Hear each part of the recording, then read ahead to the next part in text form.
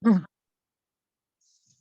Iya, terima kasih rekan-rekan sudah hadir di ruang Zoom ini. Sebagaimana yang kami sampaikan pada hari ini, Partai Buruh, KSPI, dan organisasi Serikat Buruh akan menyampaikan sikap terkait dengan telah keluarnya Perpu nomor 2 tahun 2022. Konferensi pers kali ini berbeda dengan dua konferensi pers 2 hari sebelumnya, karena pada hari ini kami sudah menerima salinan dari Perpu Omnibus Law Undang-Undang Cipta Kerja dan sudah hadir bersama kita Presiden Partai Buruh yang juga Presiden KSPI Bung Said Iqbal. Kepada Bung Presiden KSPI dan Partai Buruh Bung Said Iqbal, saya persilakan untuk menyampaikan pandangannya. Silakan. Terima kasih kawan-kawan media cetak, media online, media elektronik, TV, radio, dan live streaming online. Pada hari ini Partai Buruh dan KSPI serta organisasi Serikat Buruh, Serikat Petani, dan kelas pekerja lainnya mengadakan konferensi pers di awal tahun, khususnya terkait dengan telah keluarnya Peraturan Pengganti Undang-Undang atau Perpu nomor 2 tahun 2022 ya, pada waktu itu 30 Desember, berkenaan dengan Omnibus Law, Undang-Undang Cipta Kerja. Ada beberapa hal yang ingin kami sampaikan dalam konferensi pers ini setelah kami mendapatkan salinan Perpu nomor 2 tahun 2022 tersebut dari sosial media. Memang salinan Perpu nomor 2 ini belum kami dapatkan secara resmi dari pemerintah yang mungkin dalam waktu dekat akan diserahkan kepada DPR RI. Karena itu, sikap Partai Buruh, KSPI, dan organisasi serikat buruh lainnya terkait Perpu yang kami gunakan adalah salinan yang beredar di sosial media itu. Sikap pertama, Partai Buruh dan KSPI serta organisasi serikat buruh tetap bersikap lebih memilih pola Perpu ketimbang dibahas di Pansus Badan Legislatif DPR RI atau Pansus Balik DPR RI terhadap Omnibus Law Undang-Undang Cipta Kerja. Dalam hukum ketatanegaraan, dalam pembahasan sebuah produk undang-undang atau pembuatan sebuah produk undang-undang, ada dua pilihan yang disajikan dalam hukum ketatanegaraan yang ada di Indonesia. Yang pertama adalah Perpu dengan memandang kedaruratan.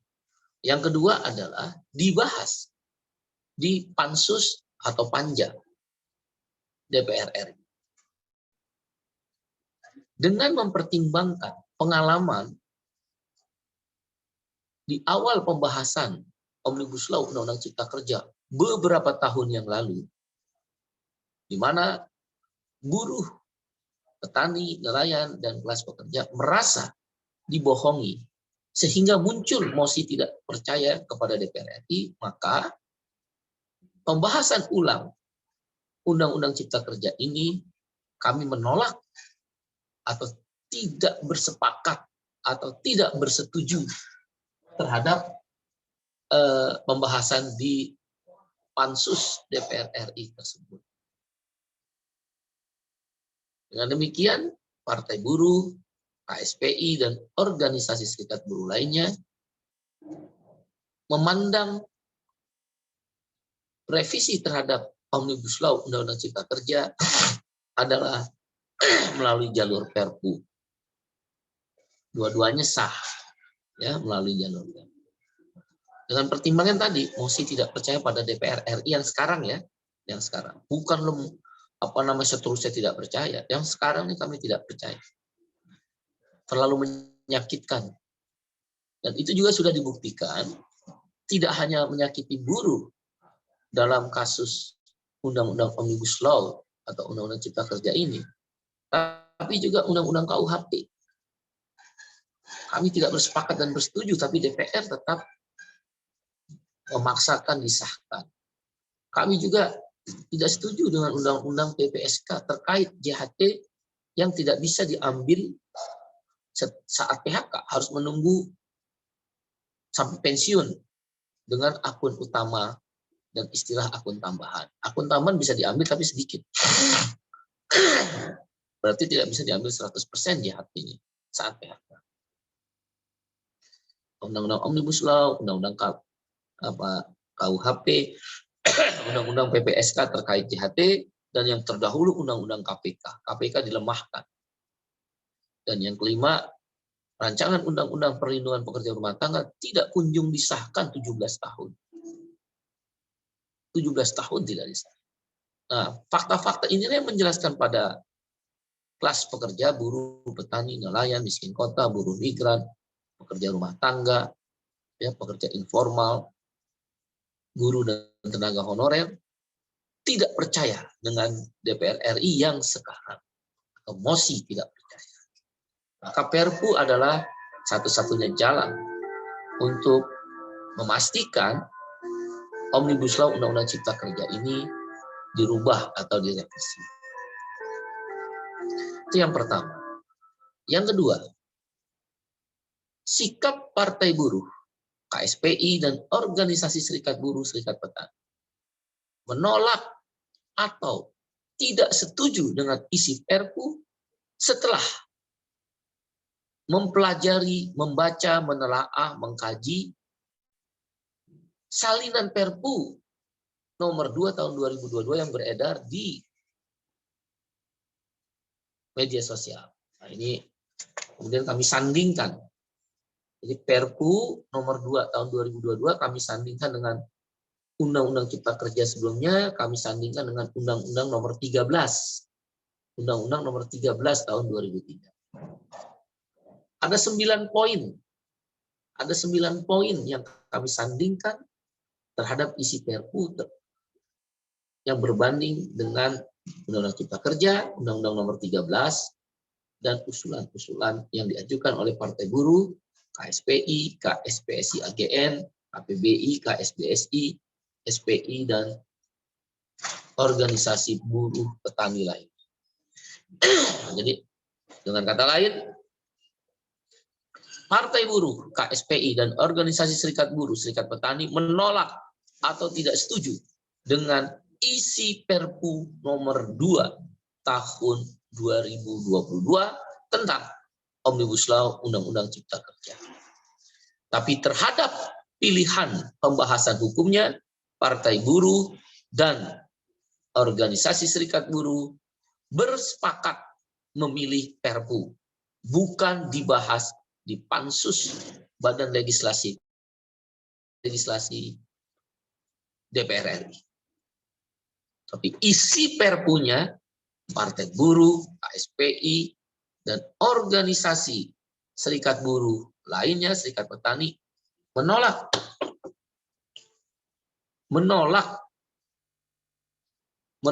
dan tidak setuju dengan isi Perpunya, tidak setuju. Sekali lagi saya menegaskan, model pembahasan hukumnya dalam bentuk Perpu kami setuju, tidak setuju dibahas di Pansus DPR RI. Tetapi terhadap isi Perpu berdasarkan salinan yang kami terima dari beredar di sosial media, kami menolak atau tidak setuju.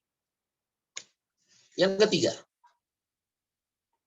apa pasal-pasal di Perpu nomor 2 tahun 2022 tentang Omnibus Law Undang-Undang Cipta Kerja yang ditolak atau tidak disetujui oleh Partai Buruh, KSPI, dan organisasi serikat buruh, serikat petani. Ini tadi saya bilang udah disandingi, ya. Maaf ya. Alasan-alasan menolak isi Perpu nomor 2 tahun 2022 adalah sebagai berikut.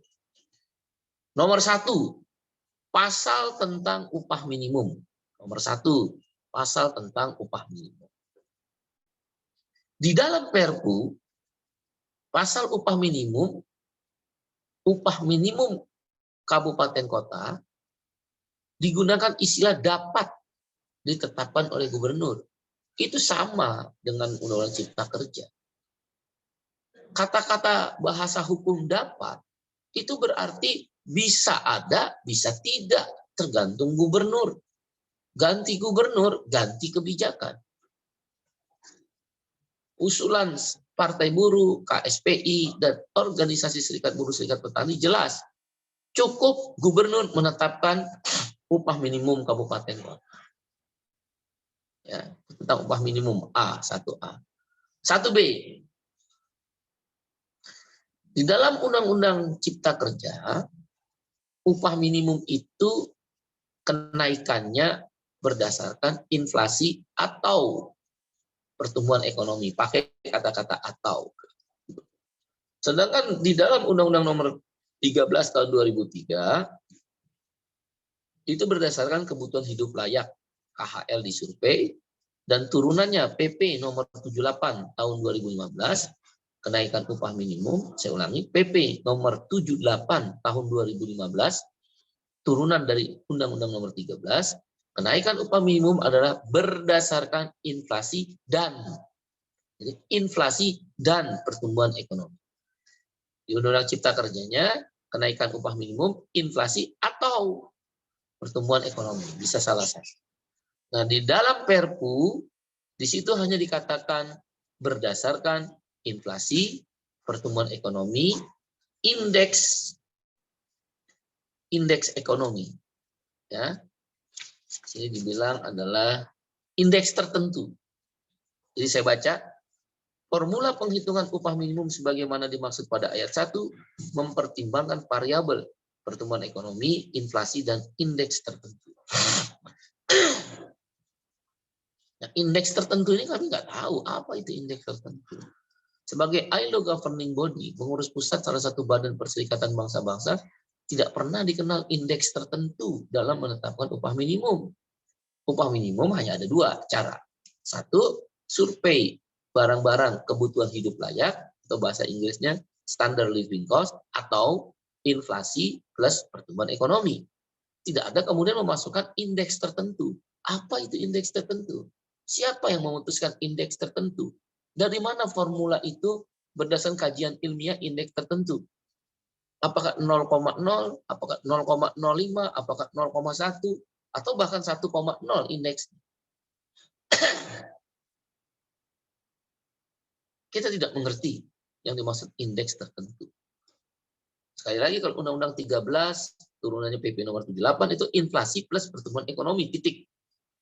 Kalau Cipta Kerja, inflasi atau pertumbuhan ekonomi. Kalau Perpu, berdasarkan variabel pertumbuhan ekonomi, inflasi, dan indeks tertentu. Dalam hukum internasional tidak ada itu indeks tertentu terkait dengan upah minimum. Ya hanya mau-maunya Kementerian Perekonomian, Kemenko Perekonomian, nggak tahu. Kami menduga indeks tertentu itu adalah seperti dalam Permenaker nomor 18 tahun 2022 tentang upah minimum kemarin itu. Dia pakai indeksnya adalah 0,1 sampai 0,3. Kami menduga ke sana arah. Tapi Partai Buruh dan Serikat Buruh, KSPI termasuk di dalamnya, menginginkan nggak perlu indeks tertentu. Cukup di situ dikatakan inflasi plus pertumbuhan ekonomi. Ya. Kemudian dalam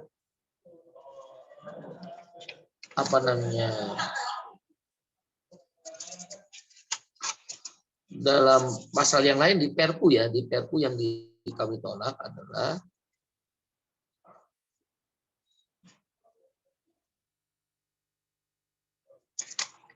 ini yang berbahaya lagi nih. Pasal 88F Perpu.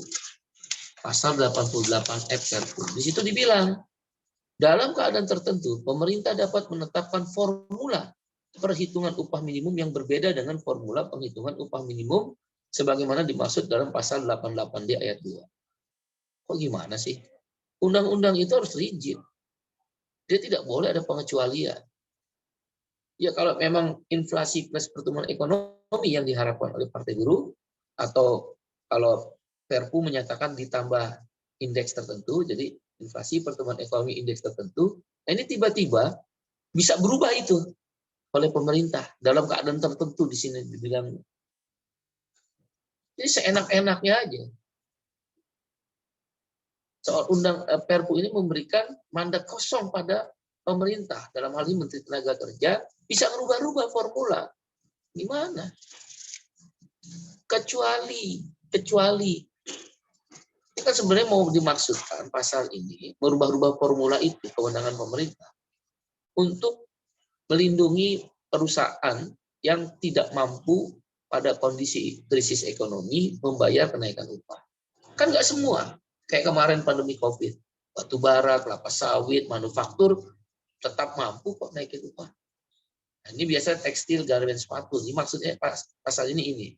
Ya harusnya bukan pemerintah yang seenak-enaknya bisa merubah.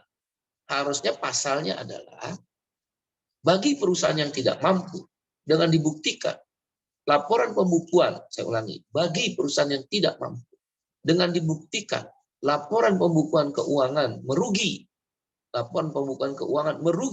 2 tahun berturut-turut boleh menangguhkan. Nah, ini tergantung perusahaan yang tidak mampu. Kalau pakai ayat ini, pemerintah bisa mengubah, itu semua sektor industri bisa dirubah-rubah.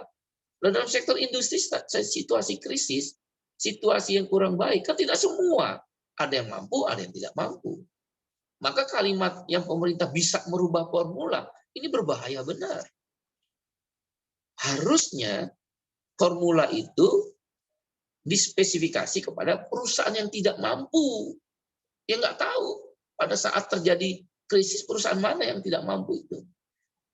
Boleh dia menangguhkan, tapi disyaratkan perusahaan tidak mampu itu harus melaporkan laporan keuangan perusahaan yang merugi 2 tahun berturut-turut. Nah, ini pasal ini berbahaya tentang upah minimum. Nah, itu tentang satu upah minimum. Saya ulangin, yang ditolak dalam Perpu tentang upah minimum satu, biar kawan-kawan lebih singkat, formula kenaikan upah minimum itu yang kita tolak. Nggak perlu pakai indeks tertentu. Nah, yang kedua, pemerintah bisa merubah-rubah formula. Kita nggak setuju. Harusnya cukup kalimatnya perusahaan yang tidak mampu dibuktikan dengan laporan pembukuan tertulis bukan lisan, 2 tahun berturut-turut tidak merugi, baru dia silakan menangguhkan. Jangan merubah formula dong. Tiap tahun masa bisa merubah formula. Nah, kalau kenaikan upah minimum yang kita inginkan inflasi plus pertumbuhan ekonomi tanpa indeks tertentu. Dan yang terakhir yang kita inginkan, yang kita tolak dari Perpu, UMSK dihilangkan oleh Perpu. Upah minimum sektoral kabupaten kota dihilang.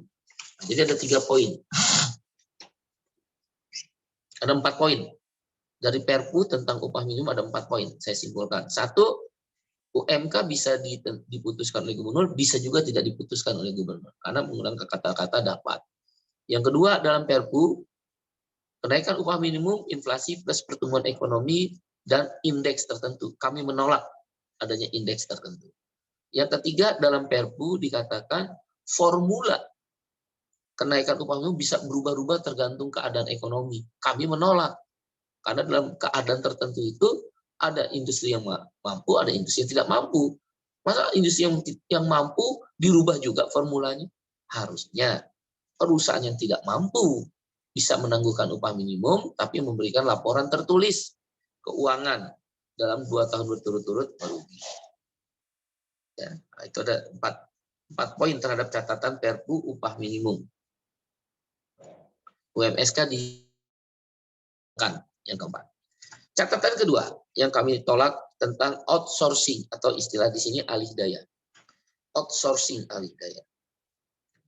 Di dalam Undang-Undang Cipta Kerja pasal 64, pasal 65, pasal 66, Undang-Undang 13 itu dihapus semua.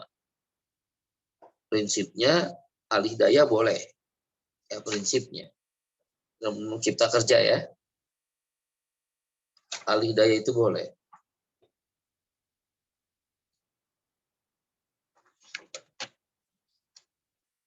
Dihapus semua tuh yang Undang-Undang Nomor 13 2003. Nah, di dalam Perpu nggak ada bedanya. Cuma ada sedikit ruang untuk dialog. Jadi dalam Perpu bahasanya begini. Perusahaan dapat menyerahkan sebagian pelaksanaan pekerjaan kepada perusahaan lainnya melalui perjanjian alih daya yang dibuat secara tertulis. Pemerintah menetapkan sebagian pelaksanaan pekerjaan sebagaimana dimaksud pada ayat 1. Ketentuan lebih lanjut diatur dalam PP. Jadi Perpu tentang pasal alih daya atau outsourcing tetap boleh, berarti kesimpulannya. Cuma nanti diatur dalam peraturan pemerintah. Sebagian dari alih daya yang boleh itu apa? Loh, nggak ada pembatasan. Di Undang Cipta Kerja nggak dibatasi sama sekali outsourcing. Membolehkan perbudakan modern. Di Perpu hanya dirubah sedikit bahwa pengaturan pekerjaan-pekerjaan yang boleh alih daya itu di peraturan pemerintah. Pertanyaannya, berapa jenisnya? Kalau di Undang-Undang Nomor 13 jelas yang boleh menggunakan outsourcing hanya 5 jenis. Catering, security, driver, cleaning service, dan jasa penunjang perminyakan. Nah, di dalam Perpu bebas lagi. Cuma akan diatur dalam peraturan pemerintah.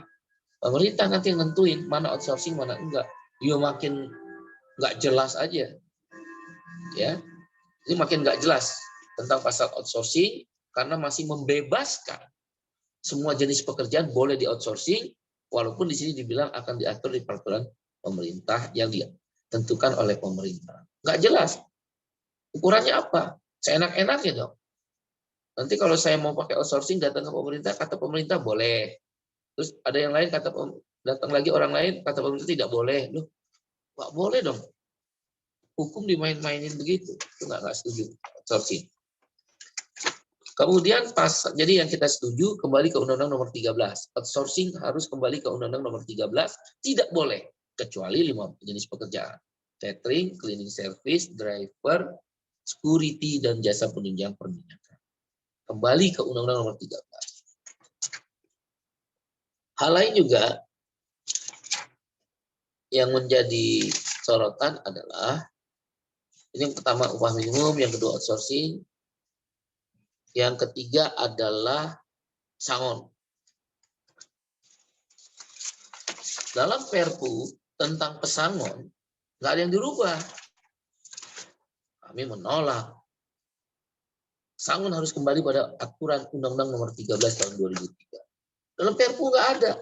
Sama dengan Undang Cipta Kerja. Padahal ini pesangon serius. Kok malah nggak dirubah? Justru ini yang kami soroti, upah yang disoroti kan upah minimum, outsourcing, jadi upah minimum naiknya inflasi plus pertumbuhan ekonomi dan harus ada upah sektoral. Outsourcing kembali ke Undang-Undang 13 tahun 2003, hanya 5 jenis pekerjaan yang boleh.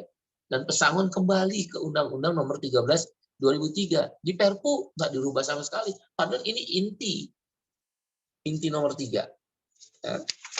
Nah, nomor 4. Nomor 4 yang kami sorot adalah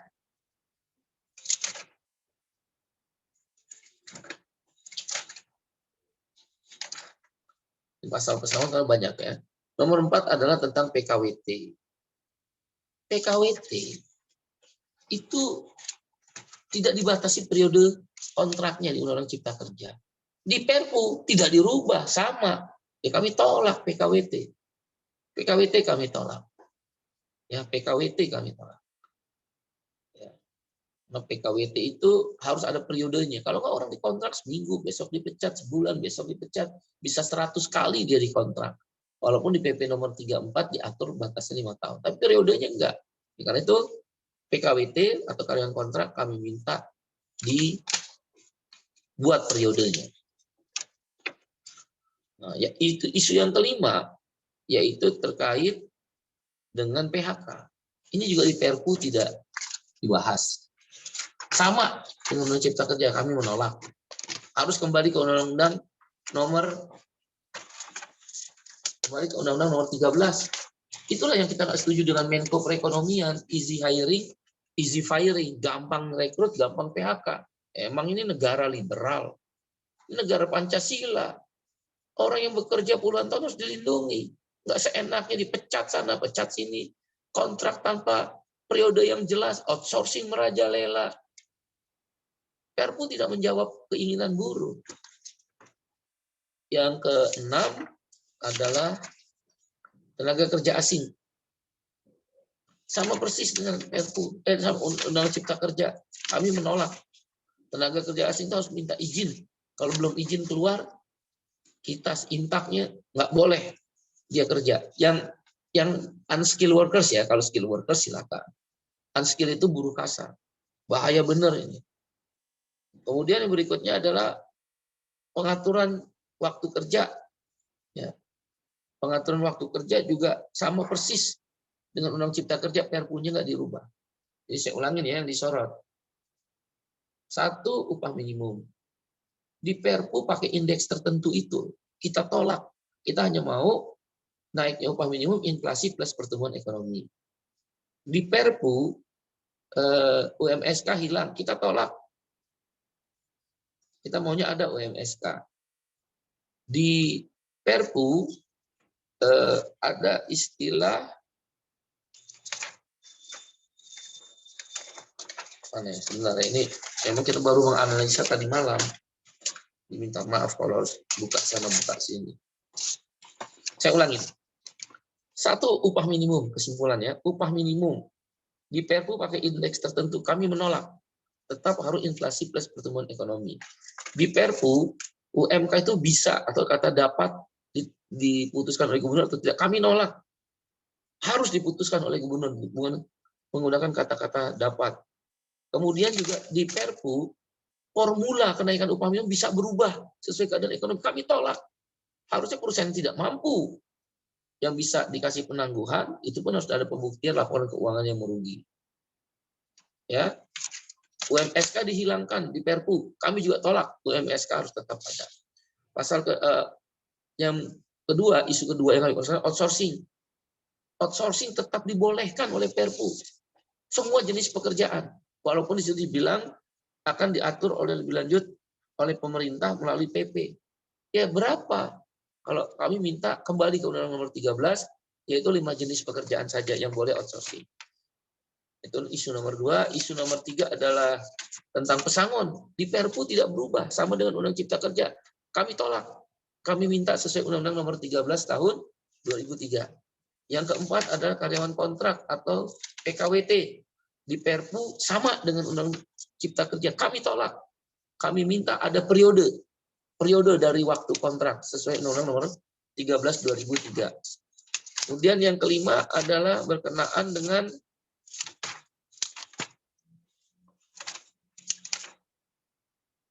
PHK. Kami tolak.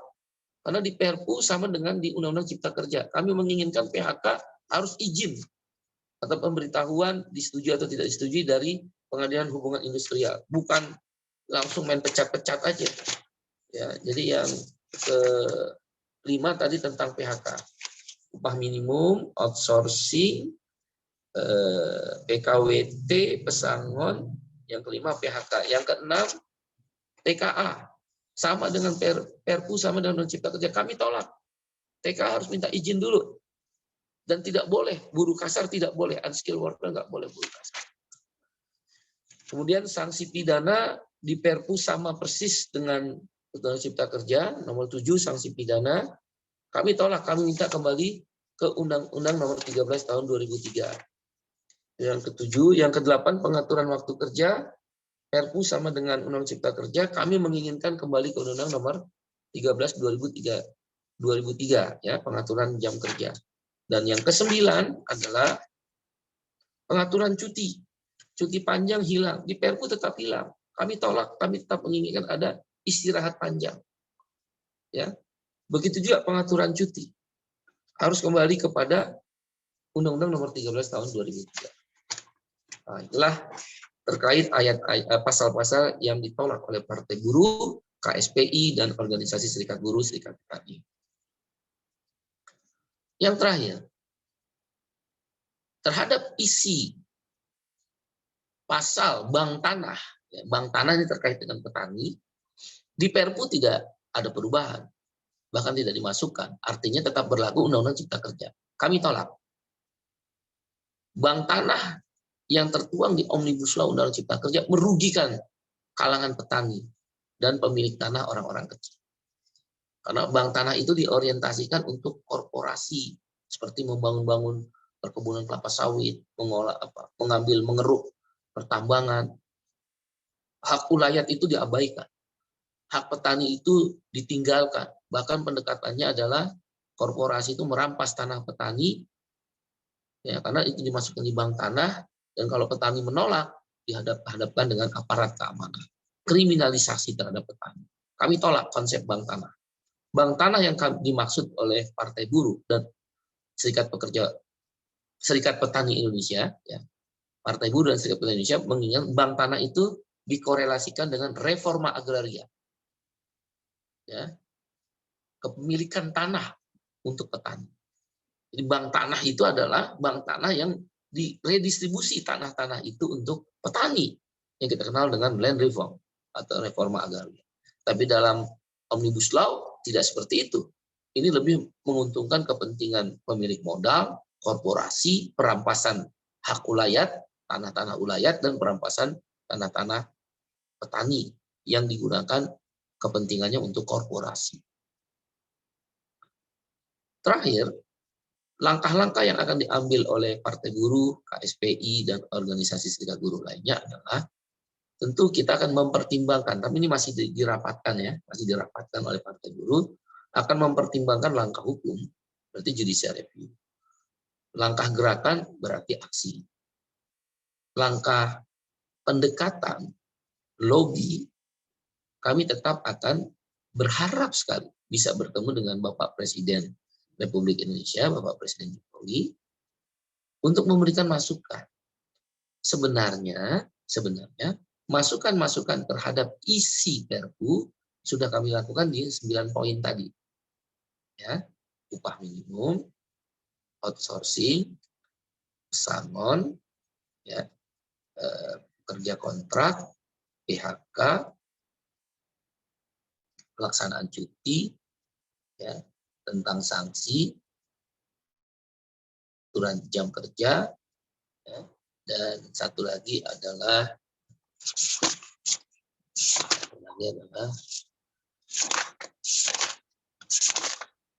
tenaga kerja asing. Kami sudah menyerahkan. Kami berharap usulan-usulan yang kami serahkan ke Bapak Presiden Jokowi, dan itu sudah didiskusikan loh dengan tim Kadin, Kamar Dagang Indonesia. Kami berharap usulan-usulan itulah yang diprioritaskan untuk masuk dalam Perpu. Mudah-mudahan ini bisa ada waktu, itu langkah-langkah itu yang kita ambil. Atau kami berharap pasal-pasal yang masih memungkinkan masuk di peraturan pemerintah asal dijamin, ya. Misal yang merugikan buruh, pasal-pasal yang merugikan buruh di Perpu ini atau buruh belum bersetuju dengan di Perpu bisa dituangkan di peraturan pemerintah asal dijamin ada pasal itu, kami mungkin akan mempertimbangkan. Misal indeks kenaikan upah minimum, misal kenaikan upah minimum ada indeks tertentu.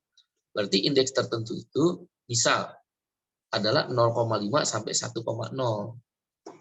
Kan kayak kemarin Kabupaten Bekasi misal mengusulkan kenaikan upah minimum bupatinya 10%. Oleh Gubernur Ridwan Kamil dipotong. Nggak boleh. Kembali ke 7%. Karena indeks tertentunya itu dia pakai 0,3. Harusnya bisa dong kalau 1,0. Kalau 1,0 kan bisa 10%. Jadi di PP pengupahan, kalau itu ada jaminan, indeks tertentu itu adalah 0,5 sampai 1,0, kita akan pertimbangkan. Kita akan kasih usulan itu di PP misal, ya, ini misal. Misal juga outsourcing.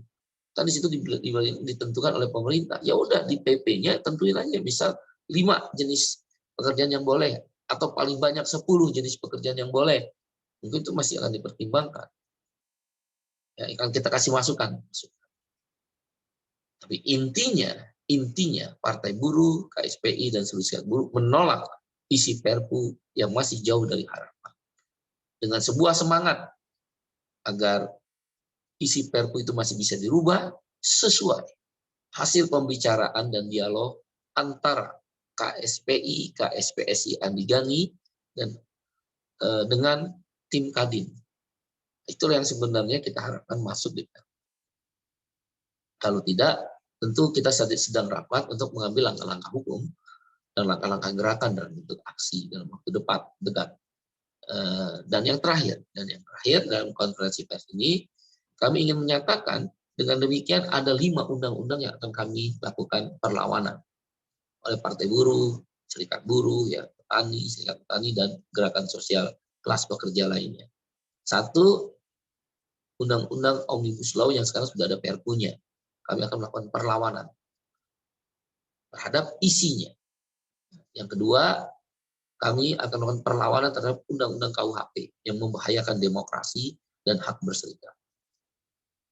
Konstituen Partai Buruh kena semua itu. Serikat Buruh, Serikat Petani, Serikat Nelayan, Miskin Kota, Jala PRT, organisasi perempuan, kena semua. Forum Guru Honorer kena. Ikatan Bidan, Ikatan Perawat kena semua. Jadi Undang-Undang KUHP yang akan kita lawan. Perlawanan ini. Omnibus Law, KUHP, Omnibus Law dan Perpu, Undang-Undang KUHP. Yang ketiga, Undang-Undang PPSK. Yang JHT nggak bisa diambil setelah PHK. Balik lagi ke konsep akal-akalan dulu. Undang-Undang PPSK tentang sektor keuangan. Tapi pasal JHT. Yang keempat adalah Undang-Undang KPK. Dan yang kelima adalah Rancangan Undang-Undang Perlindungan Pekerja Rumah Tangga atau RUU PPR. Demikian, langkah-langkah selanjutnya akan diputuskan dalam rapat Partai Buruh, KSPI, dan organisasi Serikat Buruh, Serikat Petani dalam waktu dekat. Apa langkah hukumnya, apa langkah gerakan. Terima kasih, saya kembalikan pada Bung.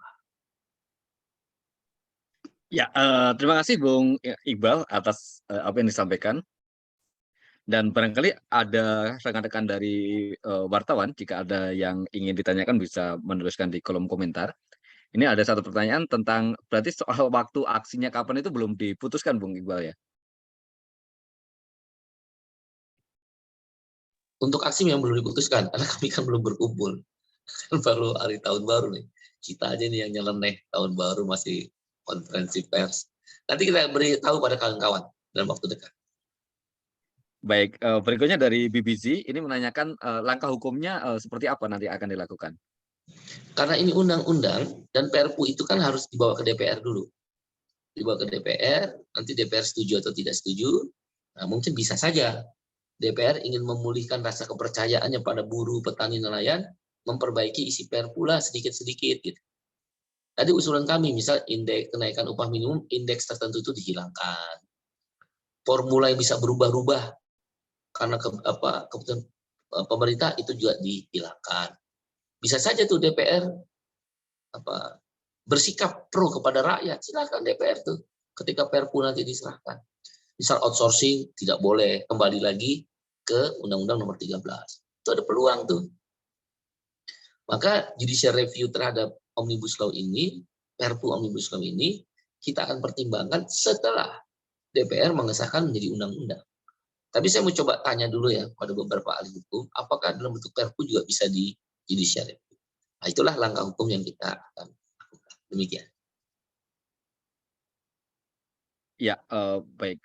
Sementara dari Harian Kompas, jadi secara umum Perpu 2022 ini nggak ada perbedaan dengan Undang-Undang Cipta Kerja ya Bung Iqbal. Artinya keberpihakan terhadap kerja buruh masih relatif rendah. Soal pesangon, apakah bisa ditetelkan persamaan Perpu dan Undang-Undang Cipta Kerja?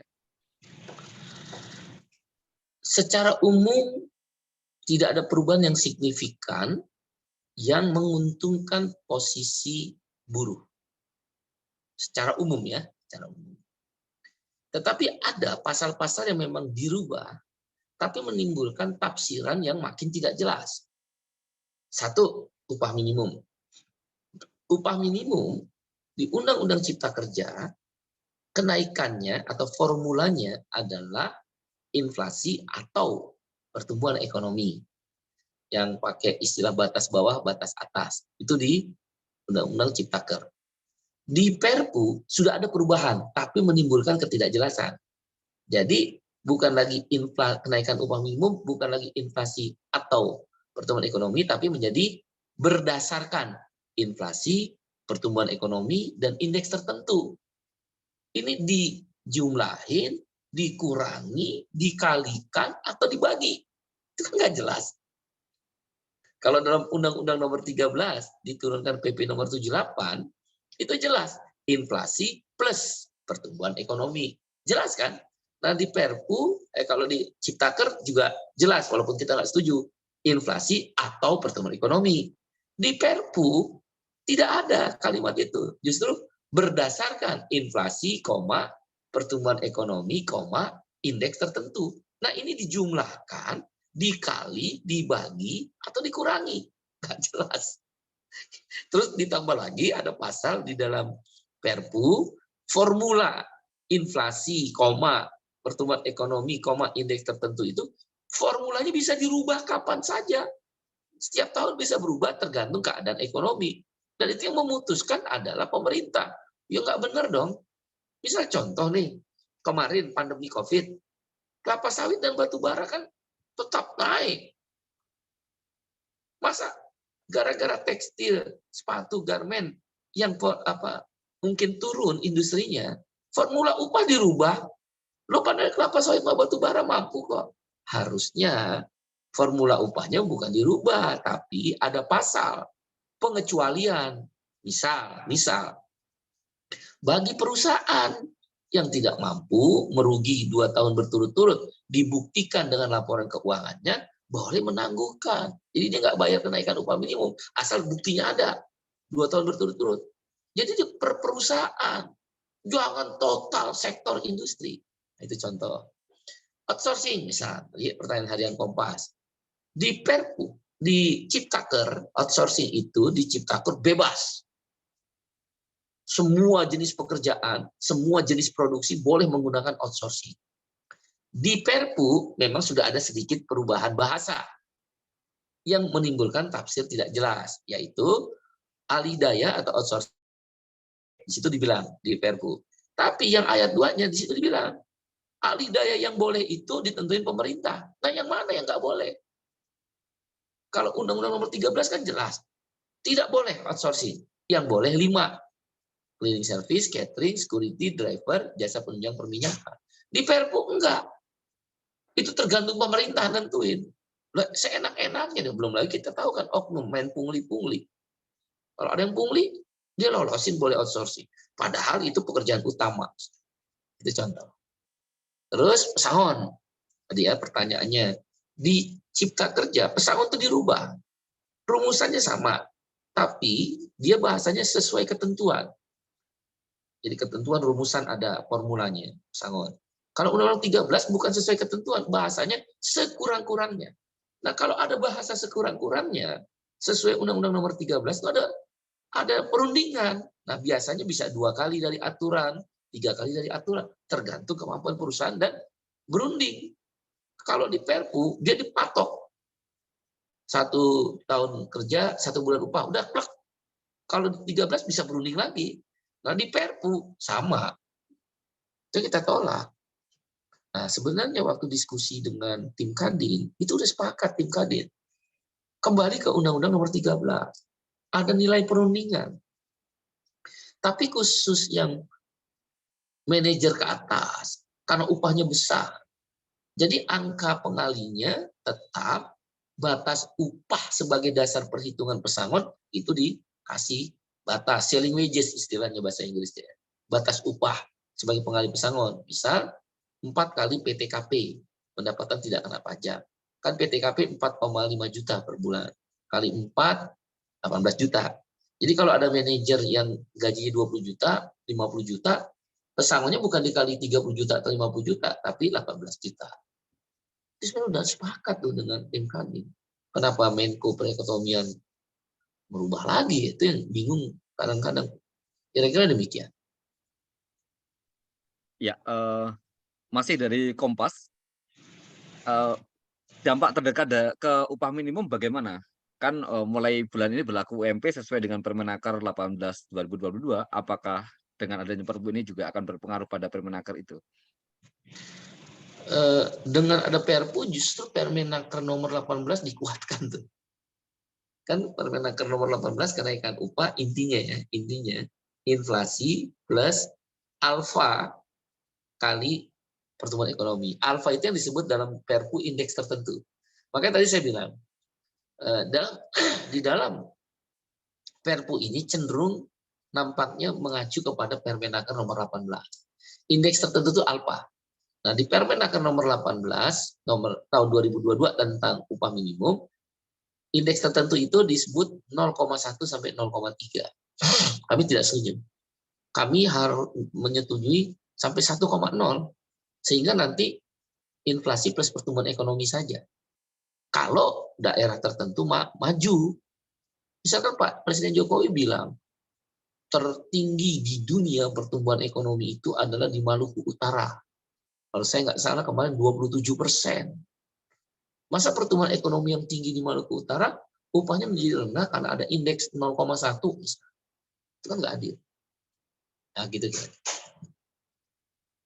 Ya, kemudian dari BBC ini kembali bertanya, tadi sempat disampaikan KSPI sempat bertemu dengan Kadin. Itu kapan terjadi? Dan apakah betul membahas soal Perpu Cipta Kerja? Apakah saat itu disampaikan mengapa dikeluarkan Perpu? Yang ketemu dengan tim Kadin ya. Jadi saya nggak tahu dasar penunjukan tim Kadin. Kami bertemu secara informal, mencari formula-formula kebuntuan daripada Omnibus Law Undang-Undang Cipta Kerja. Karena kan Undang-Undang Cipta Kerja itu liberal sekali ya terhadap klaster tenaga kerja. Amerika aja nggak seperti itu. Saya kan ILO governing body, saya udah keliling dunia. Sebagai ILO governing body saya berulang-ulang sampai ini terlalu liberal klaster tenaga kerjaannya. Kalau investasinya kita nggak persoalkan, silakan. Liberalnya itulah maka direspon oleh Kadin. Karena kami nggak percaya sama Apindo. Sekali lagi kami nggak percaya Apindo, kami nggak percaya DPR. Karena sudah pengalaman yang lalu, minta maaf ya. Karena pengalaman yang lalu dibohongin itu. Ya.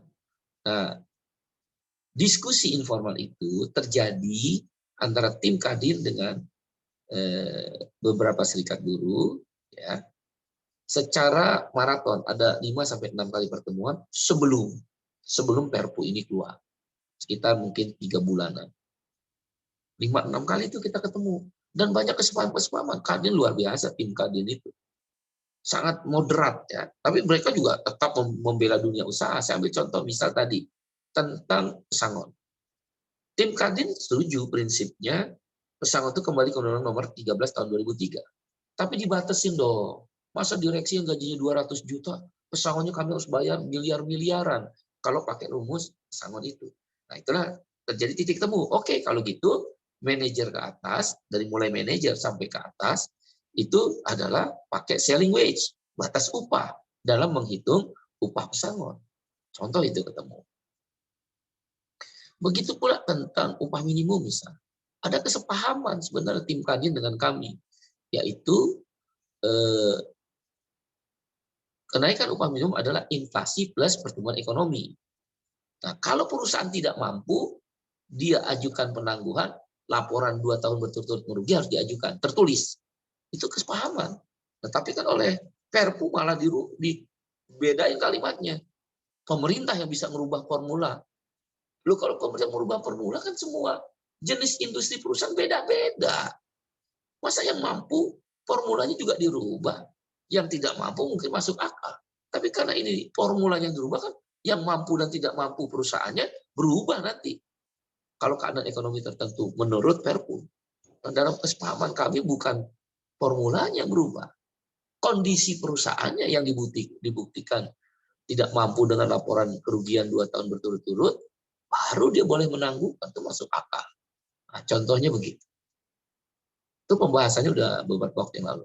Ini kan Perpu ini digodoknya di Kemenko Perekonomian. Kami agak aneh memang dengan Kemenko Perekonomian. Dari awal Omnibus Law ini memang digodoknya kan dengan Kemenko Perekonomian.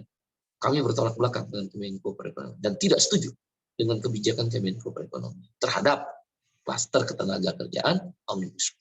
Demikian. Ya, baik, terima kasih Bung Iqbal. Itu tadi adalah pertanyaan terakhir. Oh ya, ini ada satu lagi dari Sriwijaya Media. Ini menanyakan soal variabel indeks tertentu biasanya meliputi apa? Itulah yang saya bilang. Variabel indeks tertentu tadi. Itulah yang saya bilang di seluruh Indonesia, di seluruh dunia, nggak ada itu indeks tertentu. Cara menaikkan upah minimum hanya 2. Dalam konvensi ILO nomor 133 tentang upah minimum. Ada konvensinya di ILO. 1, menggunakan survei lapangan, pasar. Harga-harga barang berapa. atau standar living cost, atau di Indonesia dikenal dengan KHR. Cara kedua adalah langsung aja pakai data BPS, inflasi plus pertumbuhan ekonomi. Dan di Indonesia akal-akalan Kemenko Perekonomian kan dengan indeks tertentu. Apa itu indeks tertentu? Siapa yang menentukan indeks tertentu? Berapa nilai indeks tertentu? Kan nggak ada. Ya, kalau pemerintah yang nentuin, ya seenak-enaknya nggak boleh dong, harus ilmiah. Kalau survei ke lapangan dengan 60 item KHM itu ilmiah. Berdasarkan 3.000 kalori kan kalau nggak salah per hari. Itu itemnya munculnya 60 item. Itu ilmiah. Inflasi plus pertumbuhan ekonomi itu ilmiah. Karena berdasarkan data BPS, inflasi adalah penyesuaian harga barang, pertumbuhan ekonomi adalah nilai tambah terhadap kontribusi buruh. Itu masuk akal. Di dunia juga pakai itu. Nah, tiba-tiba dimasukin indeks tertentu. Apa itu indeks tertentu? Memang udah terbukti di Permenaker yang tadi pertanyaan Kompas, di Permenaker nomor 18 yang menyatakan indeks tertentu itu adalah 0,1 sampai 0,3. Siapa yang nentuin 0,1? Siapa yang nentuin 0,3? Kenapa nggak 1,0? Kami menginginkan 1,0. 0,5 misal sampai 1,0. Kan bisa berdebat kalau itu, karena nggak ada dasar ilmiahnya. Gitu kira-kira. Demikian, terima kasih. Terima kasih ya kawan-kawan media Ya, cetak, baik. media elektronik, ya radio, televisi, streaming online.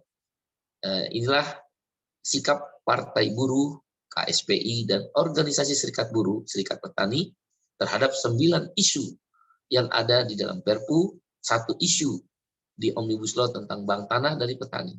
Kami menolak isi Perpu dan tidak setuju dengan isi.